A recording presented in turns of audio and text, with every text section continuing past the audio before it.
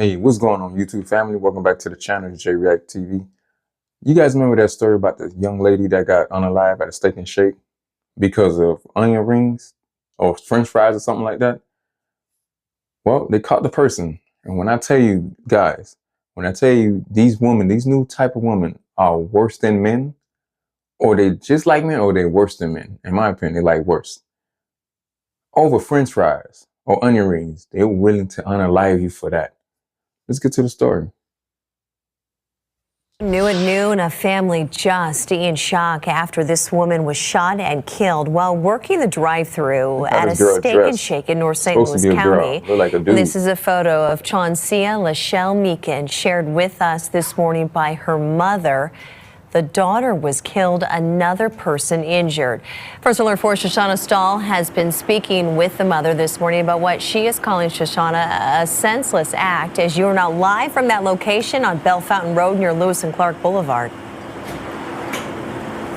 Yeah, Claire, that's right. And if you look behind me here, you can see that drive-through window boarded up. When I spoke to the mother a few hours ago, she told me when she first got here early this morning, she could still see the bullet holes in the glass and shattered glass throughout the parking lot here at that Steak and Shake. She tells me her daughter was just trying to do her job when she was shot and killed here at that Steak and Shake at the drive-through. St. Louis County Police telling us that this call came in last night around 11:30, where two workers were shot.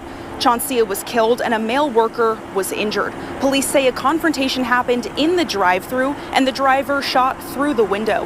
Meekin's mom tells me that argument was over onion rings. Her daughter was only weeks away from celebrating her 33rd birthday.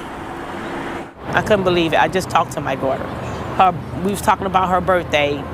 She wanted me to cook a special meal, her favorite meal. Her birthday is April the 23rd of this month. Instead of celebrating her birthday, I would be burying my daughter for some senseless act over some onion rings. And she tells me her daughter only worked here for about 3 or 4 months, still new-ish to the job, but never had any complaints, said she was happy to come to work. Police say there are currently no suspects in custody and are asking for your help. If you have any information on what happened here, they're asking for you to call St. Louis County Police detectives or Crime Stoppers. Reporting live in North County, Shoshana Stahl, First Alert 4. Mother not having any words, just so heartbroken. All right, Shoshana, thank you for the latest on that. Also, we are following some breaking news right now. A suspect is now charged with the killing of a Steak and Shake worker at a North County restaurant. 20-year-old Jada Bell is charged with first-degree murder, armed criminal action, and unlawful use of a weapon. She is being held on a $1 million cash-only bond tonight. Police say 32-year-old Chauncea Meekin was killed in the shooting earlier this month. Prosecutors say there was a confrontation in the drive-thru. The victim's family says this was all over onion rings. Police say there are no other suspects in custody at this time. We're going to have much more on this breaking news story on First Alert 4 at 9 and 10, and always on the First Alert 4 news app. All right, you guys seen the idiot that did that unalived that girl. They both look like dykes. They must have been going at it. It almost seemed like they probably knew each other. I don't know. But at the same time, as you can see, over some onion rings or fries, whatever it was, it doesn't matter. It was over some food, some fast food, you know, and they probably was going at it. Oh, you didn't give me this, you didn't give me that, or it's less or whatever. She pulled out a gun and just shot her through the window.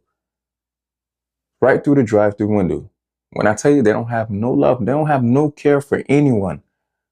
Even for themselves, they don't care. But like now they finally caught her. It took them a while to catch this girl. Now they finally caught her. Now look, just look at her. Two dykes going at it. It sucks for the one that lost her life. I think how long she'd been working there for 4 months. They said she liked her job. And then to the point where her job was she lost her life at the place that she loved. Her job. It's just getting out of control. I see a lot of shooting, unaliving from this community. The black community right now, man, is just going through so much. Right now, it's unstoppable. No one can stop the crime that's going on, especially in these neighborhoods. It's all about in the community. Wherever you are in these black neighborhoods, when I'm telling you, man, it's so bad. A lot of them are so bad. People think just because you say something, people say when you say something about the black community, they get upset saying, you don't never talk about the white folks or this or that. I don't, what if I don't want to talk about that? I would just want to talk about the people that looks like me. I don't care about what them folks doing over there. I'm talking about the one that looks like me. And it sucks to be a police officer when you got to go to a scene and you see another child on the ground that's the same color as you. You're like, damn, what is really going on? This is so sad, man. The black fatigue is serious for real.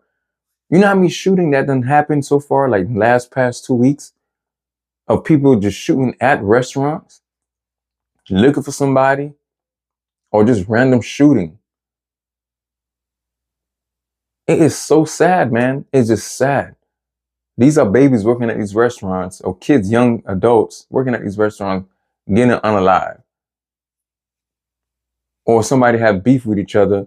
Somebody else got to suffer. The person that they're going after is not even the one that they end up unaliving. They unaliving some innocent person that's probably just started working there or been there for so long trying to make a living, working paycheck to paycheck, not doing nothing, not in the street doing anything crazy. But the person that just coming and just unaliving that person is just so sad, man. And this is something that's going to keep happening, and it's going to keep happening and keep happening. It's almost like there's no stopping to it.